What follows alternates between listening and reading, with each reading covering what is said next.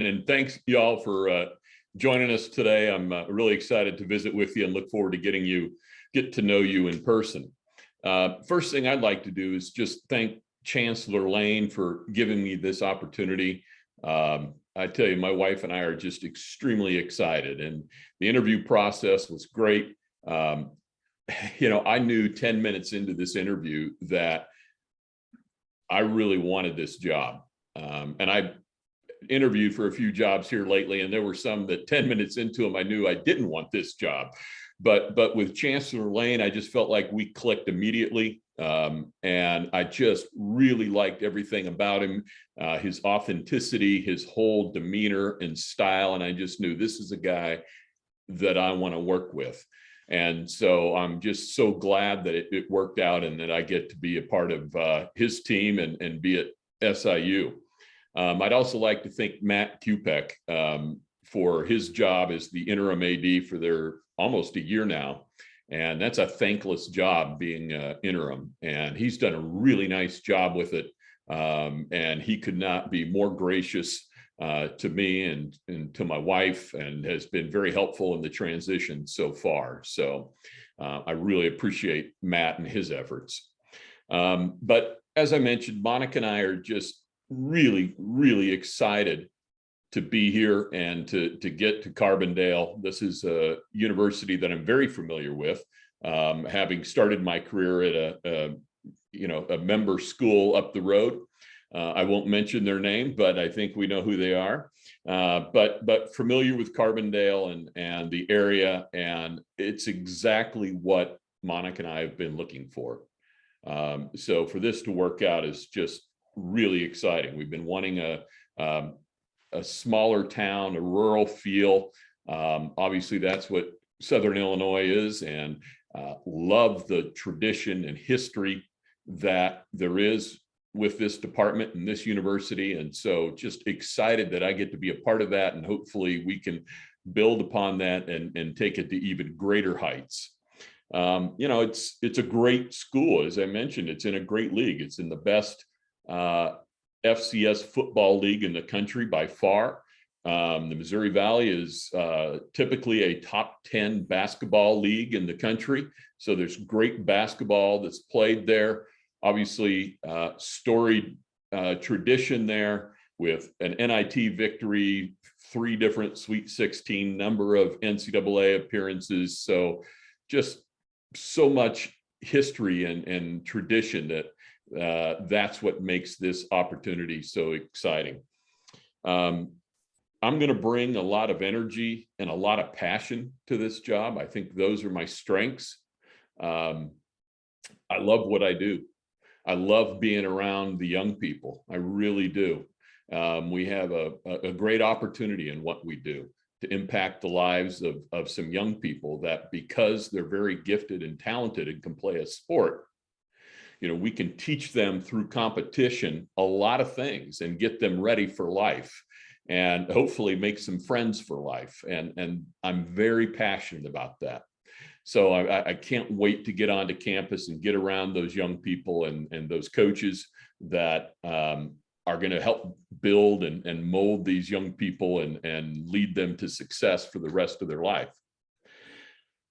And then, the last thing I'll say is, without getting into too much specifics, my vision is we really want to build SIU athletics into a model department for both the Missouri Valley Conference and beyond. I think we want to do it the right way. We want to be intelligent about what we do, but we want to make sure that we're focused on what this business is all about. Right? And this business isn't about mega television contracts and spreading into a conference that goes from one end of the coast to the other. This is about, again, 18 to 22-year-olds that can play a sport. And because of that, we have an opportunity to be a part of their lives. And so we're going to make that our focus. But we're also going to have some fun with it. And I like to spell fun, W-I-N. So we're never going to lose sight of that either. And quite honestly, I think we want to have an athletics department that the university is going to be proud of. I think the university deserves that. And I think the people in the Southern Illinois region want that and expect that. So that's going to be our goal. That's going to be our focus. And we'll get into that, I think, as my tenure goes on and we have a chance to really get into some of the specifics and build out our strategies on that. And then the last thing I'll say is, when I had dinner the other night with Chancellor Lane, he's told me, he said, Tim, I want you to dream big, think big. So I want you to be smart about it. We're not going to do anything irresponsible, but we're going to dream big. And that's exactly what I intend to do. And we're going to have a lot of coaches and staff that they may not always believe we can pull it off at first, but give me a little bit of time. We're going to all be on that same page and we're going to be dreaming big with great expectations. And so that's what I can hardly wait to get into Carbondale and get going and working on. So with that, I'll quit talking and let you all ask me some questions. Okay, thank you, Tim. And I think what we'll do is if you could use the raise hand feature within Zoom, I'll go ahead and call on individuals. I see we've got 3 with their hands up already. And let's go first to Matt Varney from River Radio. Good afternoon, Tim. How are you? I'm doing great. Good. First question I had for you, at Towson, you had several coaches that were there when you got there and still are there today. What do you think that says about you as an administrator and helping your coaches along? Well, I like to think that it says that this isn't about me, right? I'm not looking to just bring in my people. I'm looking to see what we have and if is it a fit, are they good coaches, are they quality people, and then do they have a strategy, do they have a plan, and then how do we build around that? That's what I'm looking for. And some of those coaches, the lacrosse coaches, the men's basketball coach, they were there before I was there and are still there, and I consider them great friends, but I wasn't the one who hired them. So I just was the one who was blessed to work with them, I guess is the best way to say it. And I think I see that a lot from what I've heard about. I haven't really met any of the coaches yet, but from everything I've heard, there's some quality coaches there on staff, and I look forward to getting to know them and working with them and learning about what their strategies and vision is for their program. And then I'll just have one more for you. How do you plan to tackle name, image, and likeness? To my knowledge, there's no Salukis that currently have an NIL deal, but I imagine that as we move into the future, that's going to be something that even mid-majors and lower mid-majors will have to tackle in the near future. Yeah, I mean, it's part of the landscape now. And I plan on, you asked me, how am I going to tackle it? Carefully, strategically, and make the best decisions that we can. I'm actually all for the concept of NIL. I mean, what it was based upon, that if a young person has a creative idea and they want to come up with something and try to sell it or use because of who they are, and they can get out and launch a product or something like that, that's great. Unfortunately, it quickly went past that. And I would say there's a lot of it that has to do with inducements, which is not what we wanted this to turn out to be. But yeah, we're going to figure some things out on that. And then there's also, I would say, even before that, we got to take a look at what they call the Alston money. And so there's a lot of different things that need to be vetted and thought out. But if you want to remain competitively, you're going to have a plan for all that. Thanks so much, Tim. You bet. Thank you, Matt. And we'll go next to Adam Wells from WPSD. Hey, Tim, my first question for you is, you talked about your vision for SIU a little bit a second ago, kind of from the bird's eye view before you stepped on campus, really, and taken over the job. How close is SIU to that vision that you have for the athletics department right now? Yeah, that's going to be a little bit hard to answer until you really get in there and have probably gone through an entire year cycle to see how things go. But what I will say is the facilities, boy, this is not the SIU campus that I remember coming to. It is vastly improved. The facilities there are outstanding. Obviously, there's some that we're going to have to come up with a game plan on to improve, but the big ticket items are in good place, in a good place. So in that sense, you've got a lot of your big ticket items taken care of, right? When we talk about how are we going to build a model athletics department, and obviously championship quality facilities is a big part of that. And then you're going to have coaches in there that are going to do things the right way, that are going to care about these kids, these young people that come in. And again, I haven't met them, but everything I can tell is that we have that in place. And then the biggest thing is going to be results, right? That's how you really know how close you are to that vision. I mean, that's the beauty of athletics. We can work hard, we can be smarter than anybody else, more intelligent than anybody else, but if you don't have the results, right, then we're not getting close to that model athletics program. And that's going to be something that we're going to have to achieve, because that's what we all get evaluated on. And then my other question is how important is it for you over the next couple of days before you officially take over the job, and really those first couple of months, is building relationships with, the coaches that are there, the people that are in the front office, and then the players as well, as you start your tenure at SIU? Yeah, those first couple months, it's going to be, I mean, I'm already tired thinking about it, but excited thinking about it, right? I mean, I really want to get to know the young people there too, right? And you got to get to know the coaches, the whole staff, but then you've got a whole university community that you've got to get to know. You've got a public community that you've got to get to know. And yeah, there's going to be a lot of things going on that first year. And there's no doubt it's the proverbial drinking from the fire hose, but relationships are key in this business, because it's a people business. It's what we do. So yeah, we're going to have to get out and build those relationships right away. I appreciate it. You bet. Thanks, Adam. And we'll go next to Jake Siegel from WSIL.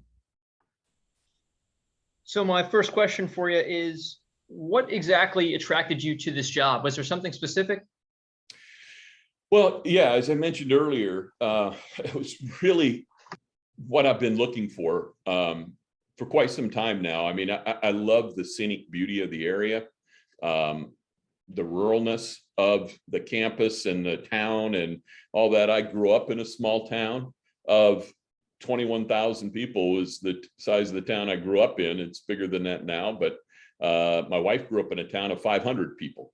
So, it seems like for most of our adult life, we've been living in large metropolitan areas. And now we've gotten accustomed to those creature comforts that you get living in a big city, but we both desire to be back in a smaller towns like that. And then the other part of it that really attracted me was the competitiveness of the league. Again, it's a league that I'm familiar with.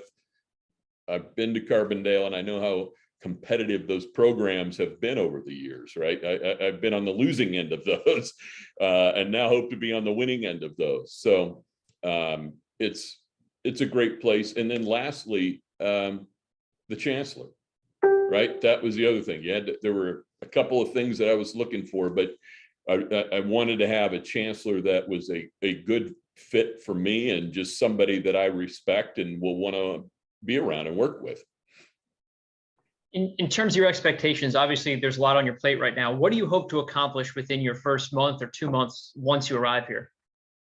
Honestly, I just want to be able to find my office the first day, right? And not get lost. So, I mean, I don't know if I have any big expectations in that first month, other than just trying to get to know as many people as possible and just soak it all in. I think, I said when I came to Towson, and I would say I'm going to take that same strategy when I come to SIU, and that is, before you can lead, you have to listen and learn. I think mistakes that I've seen from other leaders that I've been around, sometimes they come in, they have a plan, they're going gung-ho right out of the gate, but they haven't had a chance to really listen to people and learn, what are the strengths, what are the weaknesses, what things do we do well at SIU? How do we build upon those? What are areas that we need to improve upon? You need to listen and you need to learn. And so that's really what I'm going to try to do before I start coming out and getting really aggressive and saying, oh, we're going to be doing this, we're going to be doing that. And yet you can't know the answers before you know the question. So. Thanks, Tim. You bet.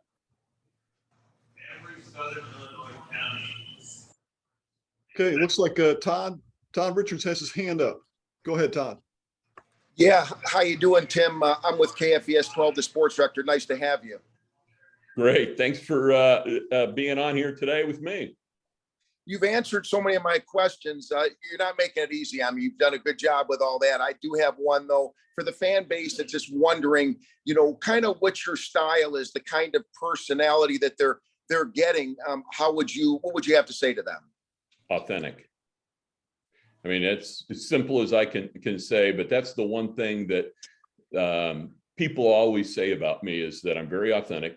I'm going to be the same guy in a meeting and in a professional environment as they are when they see me at the grocery store.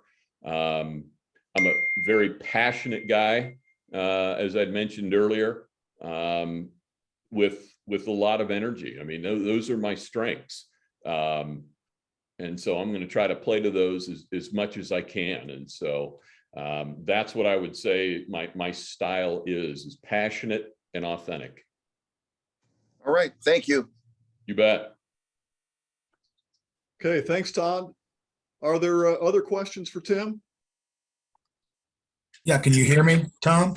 Yep, John, go ahead. Yeah, this is John Holman from the Southern Illinoisan. Tim, just wanted to get your take on what kind of got you excited about getting back into the field of athletic director. You stepped away for several months at Towson. What's the biggest difference between then and now? I think the biggest difference between then and now is probably me having I needed a break. I was, burned out. I was not in a good place mentally where I want to be. As I said, I'm a passionate, energetic guy, and I just felt like that was missing. I didn't know what I was going to do.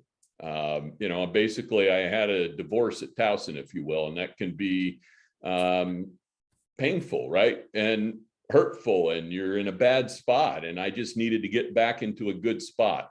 But I'll never forget, and I've been gone for a couple months, and I went over to James Madison to watch Towson play basketball. The coaches, the players, they didn't know I was coming. And I was sitting behind the bench, and a couple of them saw me during the game, gave me a double take, pointed at me, and I probably shouldn't say that in case Coach Scary hears this, but I mean, they had a timeout and they were all pointing, waving, and then I went into the locker room afterwards and hugged it out with all the guys, and it was very emotional for me. And that's when I knew I'm an athletics director.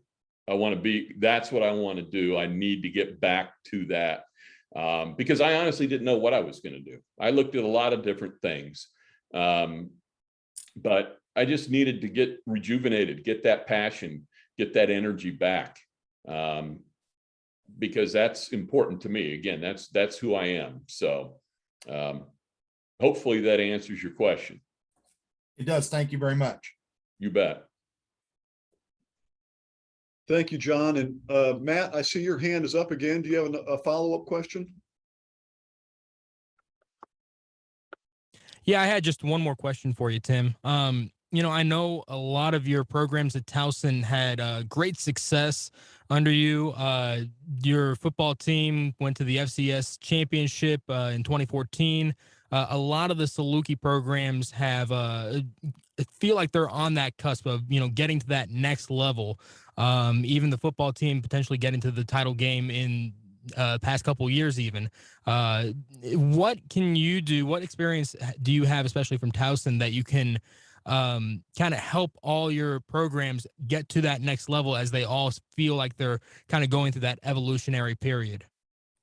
Well, I think the big thing is to probably bring some emotional stability for the coaches, right? Because this is a grind, and it's hard to be have sustained success. And we never quite got there in Towson in all of our programs. We did. I'd say volleyball was the one who achieved that, where year in and year out they were either the best in the league or right there at the top. That's hard. That is hard to do over a sustained period of time. And so it's just, I think, working with coaches on, okay, how do we do that? How do we prepare for that?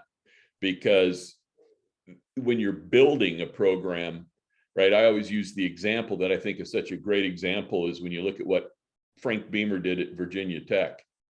Those first 7 years were not great, right? It was up and down, up and down, up and down. And then all of a sudden it got here and it just was a slow, steady rise and just stayed there and got rid of the peaks and valleys. And that's what you want to accomplish. And that means, you got to adapt all the time. And unfortunately, there is no downtime, right? You go through playoffs or you make it to postseason while a lot of teams, they're done. They get a chance to rest. They're hitting the recruiting trail. You're still playing.